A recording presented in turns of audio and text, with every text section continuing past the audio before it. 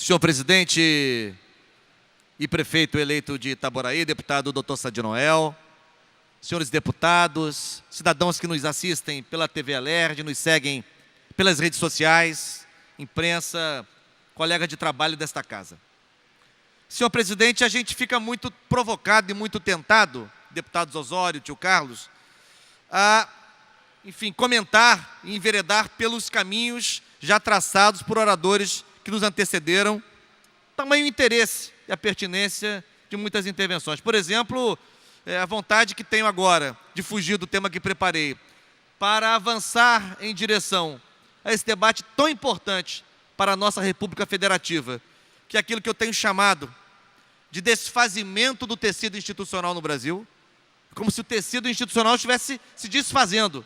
Nós temos assistido a decisões tomadas por certos poderes da República que causam um verdadeiro embaraço, não é, na compreensão do que seja a Federação Brasileira e a relação de independência e harmonia entre os poderes da República. Mas vou resistir à tentação de esperar até a semana que vem, porque não quero deixar de abordar aquilo que preparei.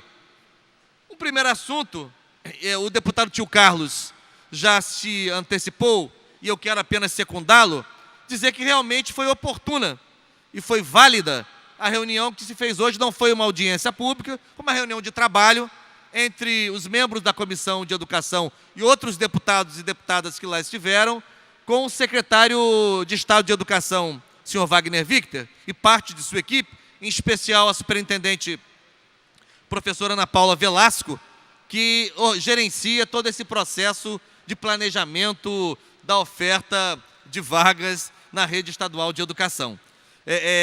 Quero aqui dizer que terminamos com alguns encaminhamentos que podem efetivamente prosperar. Eu quero, por justiça, registrar a boa condução da reunião pelo deputado Conte Bittencourt, porque nós corríamos o risco de fazer uma reunião muito pulverizada, porque são vários casos que nos chegam sobre escolas que temem por seu fechamento, que temem pelo fechamento de turnos ou de redução de suas turmas. E o presidente da comissão nos encaminhou para um debate primeiro conceitual, para que o secretário de Educação explicitasse quais são os critérios, quais são os conceitos, quais são os parâmetros que estão orientando este planejamento. E dessa discussão decorreram alguns encaminhamentos que me parecem importantes, deputado Osório.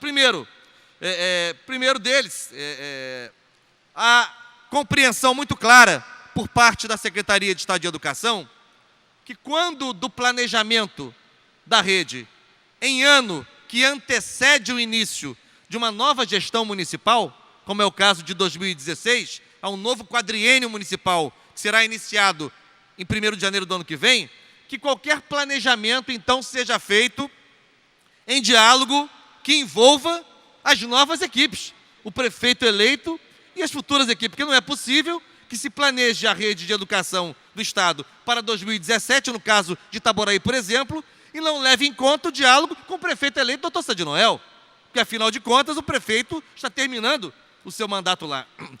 Portanto, esse foi um princípio pactuado com o secretário de Educação. Segundo elemento muito importante dessa pactuação é a ideia de que, em relação às escolas rurais e a casos de escolas rurais que se sentiam sob ameaça, que, primeiro, há um dispositivo legal em vigor que diz que o fechamento de escolas rurais não pode acontecer sem que o órgão regulador do sistema se pronuncie, no caso, o Conselho Estadual de Educação. Além disso, que eventuais mudanças nas escolas rurais levem em conta a necessidade que o ensino, mesmo que saia do Estado, vá para o município, seja oferecido naquele mesmo local. Não adianta urbanizar o ensino rural.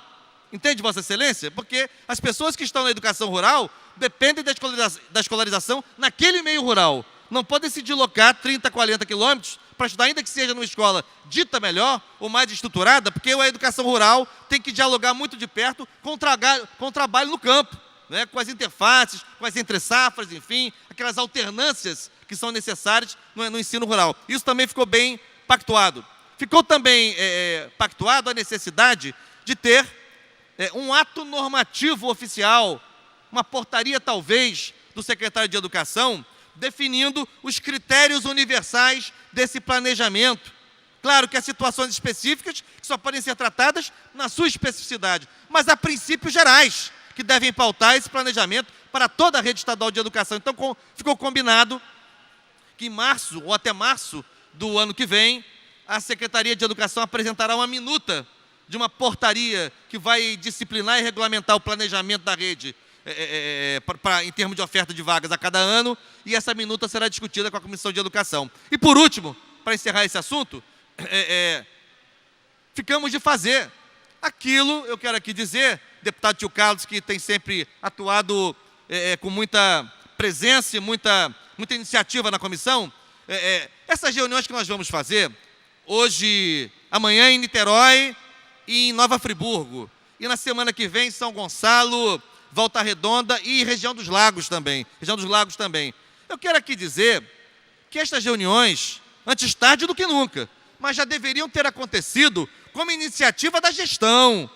Essa iniciativa é da Comissão de Educação, porque não pode a Secretaria, deputado Osório, já lhe concedo a parte, não pode a Secretaria de Educação planejar a oferta de vagas para o ano seguinte, envolvendo, inclusive, em alguns casos, encerramento de atividade de algumas escolas, cancelamento de turnos, redução de turmas, sem minimamente dialogar com as escolas implicadas nesse planejamento, com as comunidades escolares, professores, profissionais da educação, alunos e famílias também, que devem se organizar, porque vão ter que se funcionar de outra forma, em função da escolarização de seus filhos. Portanto, amanhã e durante a semana que vem, algumas reuniões acontecerão de âmbito regional. E, além disso, até segunda-feira, o secretário de Educação se comprometeu, é bom que se diga aqui, está à disposição de todo e qualquer deputado ou deputada que queira ir à secretaria discutir uma questão específica de uma escola, de um município, levando, inclusive, se o deputado quiser, alguma representação da comunidade escolar. Isso também ficou combinado. São dois encaminhamentos que são confluentes. As reuniões lá na secretaria, para o deputado que quiser aparecer e levar a sua demanda específica sobre um problema que lhe tenha chegado, ou, eventualmente, participar dessas audiências que vão acontecer a partir de amanhã e ao longo da semana que vem. Repito, Niterói, Nova Friburgo amanhã, segunda-feira, Volta Redonda e São Gonçalo, e ao longo da semana que vem, acho que em dia ainda a definir, na região dos Lagos. Ouço com atenção o deputado Osório. Deputado Valdec Carneiro, obrigado por conceder-se à parte. Já que estamos aqui no tema de educação, eu não poderia, deputado Valdec Carneiro, deixar de fazer uma homenagem fundamental dessa casa ao grande brasileiro que faleceu, o cardeal Dom Evaristo Arnes. O cardeal Dom Evaristo Arnes era uma reserva moral desse país, um homem de fé, um homem que sempre pautou a sua vida pela defesa dos mais pobres, a defesa da liberdade e o cuidado com as pessoas. Então eu queria, deputado Valdec Carneiro, acho que precisa ficar registrado nos anais aqui da nossa Assembleia Legislativa o apreço, o carinho de todos nós deputados a essa figura histórica tão importante e tão representativa do cardeal Dom Evaristo Arnes, que atuou num momento dificílimo da história do Brasil, com a sua candura, mas com a sua firmeza, protegeu os mais pobres, os perseguidos e sempre foi uma voz na direção da fé, da esperança, dos direitos humanos e do cuidado com aqueles que mais precisam.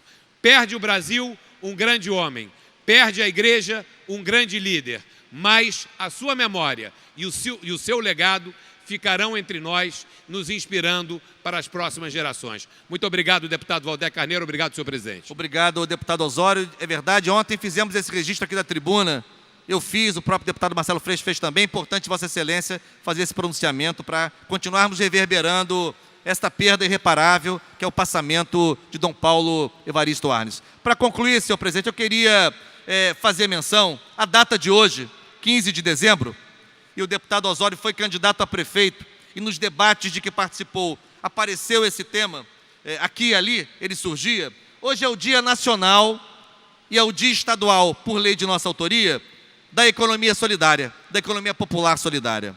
E eu quero aqui falar, senhor presidente, em linhas muito gerais, da importância deste setor da economia popular, da economia que congrega pescadores artesanais, bordadeiras, catadores de materiais recicláveis, enfim, artesãos e pessoal que trabalha com agricultura familiar, enfim, uma série de segmentos que hoje representam no Brasil algo em torno de 30 mil empreendimentos, mobilizando pelo menos mais de 3 milhões de pessoas que trabalham direta ou indiretamente em função dos chamados empreendimentos solidários. No Rio de Janeiro, nós falamos de algumas dezenas de milhares ou mais de uma centena de milhares de pessoas que atuam no campo da economia popular solidária, se a gente contar que muitas delas acabam se convertendo em MEIs, em microempreendedores individuais, se a gente contar pontos de cultura no campo da chamada economia criativa. Portanto, não estamos falando de uma atividade econômica qualquer. Entretanto, eu tenho muita satisfação de termos legislado, inclusive Vossa Excelência, deputado Dr. Sá de Noel, é autor também, comigo e com outros deputados, de uma lei importante que instituiu o Fundo de Fomento à Economia Popular Solidária no Rio de Janeiro. Eu tenho um projeto de lei que eu tenho a honra de ser coautor com a deputada Márcia Giovanni, que busca garantir, assegurar espaço para a exposição de produtos oriundos da economia solidária em grandes eventos no estado do Rio de Janeiro, além da lei que fixou a data no estado do Rio de Janeiro da economia solidária. Entretanto, senhor presidente, a economia solidária vive hoje, vou concluir, um drama do ponto de vista institucional. Nós tivemos uma participação muito ativa, eu represento a Assembleia Legislativa no Conselho Estadual de Economia Solidária. O Conselho Estadual aprovou um plano decenal, um plano estadual de economia solidária para o Rio de Janeiro, que fixa uma série de diretrizes e metas para a política pública, para o setor. Entretanto, com a extinção da Secretaria de Trabalho e Renda, a qual o Conselho está vinculado administrativamente, nós não sabemos qual será, deputado Dr. Sá de Noel, o destino do Conselho Estadual de Economia Solidária. Eu quero aqui lembrar que o Conselho Estadual de Economia Solidária foi criado por lei em novembro de 2008, a Lei 5.315, é um órgão colegiado de Estado, não integra a estrutura governamental, ele não é uma secretaria, não é um órgão de governo, é um órgão de Estado, ele está vinculado administrativamente, do ponto de vista do pessoal, do ponto de vista da infraestrutura física, à CETRAB. Ora, mas a CETRAB foi extinta pelo decreto expedido pelo governador, o decreto de novembro desse ano, e a partir de 1º de janeiro a CETRAB não existirá mais. A questão que não quer calar é a seguinte: como ficará o funcionamento deste órgão colegiado de Estado no Rio de Janeiro, que é o Conselho Estadual de Economia Solidária? A quem ele ficará vinculado? Quem vai garantir, que órgão público estadual vai garantir padrões mínimos de funcionamento para este órgão público criado por lei e que tem tido um papel muito importante na formulação de políticas para um setor expressivo e cada vez mais expressivo da economia fluminense? Portanto, eu indaguei, uma carta aberta de conselheiros, nós indagamos o governador do estado sobre o que pretende fazer, dada a extinção da CETRAB, com o Conselho Estadual de Economia Solidária, e além disso, há vitórias importantes. Com mediação do Conselho, doutor Sá de Noel, o Rio de Janeiro está recebendo investimentos da ordem de 3 milhões de reais para construir o primeiro mercado público de economia solidária, que é um espaço para justamente comercializar a produção oriunda da economia solidária. O deputado Jorge Pisciani foi importante, porque o Estado do Rio de Janeiro, veja Vossa Excelência, precisava dar uma contrapartida de 62 mil reais, doutor Sá de Noel, 62 mil reais para ganhar 3 milhões. E o Estado não fazia contrapartida, corríamos o risco de perder investimentos federais para construir o primeiro mercado público para a economia solidária.